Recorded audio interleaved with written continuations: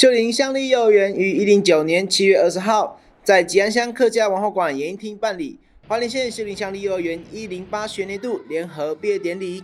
秀林乡长王玫瑰、代表会主席赖俊杰、副主席赖惠美、本乡各区乡民代表以及同门村长徐贤美皆到场共襄盛举。有人说，公所应该要有自己的一个体育馆，我想这个也是公所未来要努力的目标。所以我们会往这个方向，能够让自己有一个体育的多元广场，甚至有一个大礼堂。我想这是大家未来的梦想，公所团队也会往这个方向来努力。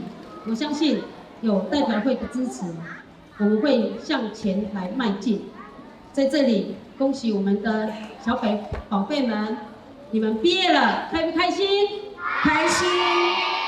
我想秀林乡的乡托大家其实不管是老师还是家长，应该是有目共睹的。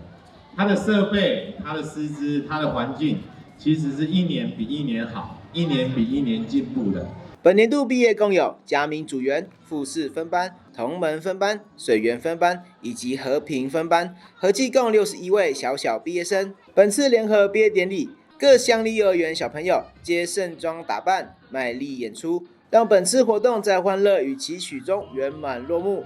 秀林乡公所历年来致力于文化教育、社会福利等工作，自本乡开办幼儿园以来，就是期盼能够提供本乡乡民就近就读的学校，同时亦可结合本乡族群文化特色的元素，让本乡的学童在衔接主流教育的同时，亦能承续太鲁阁族族群文化的特质。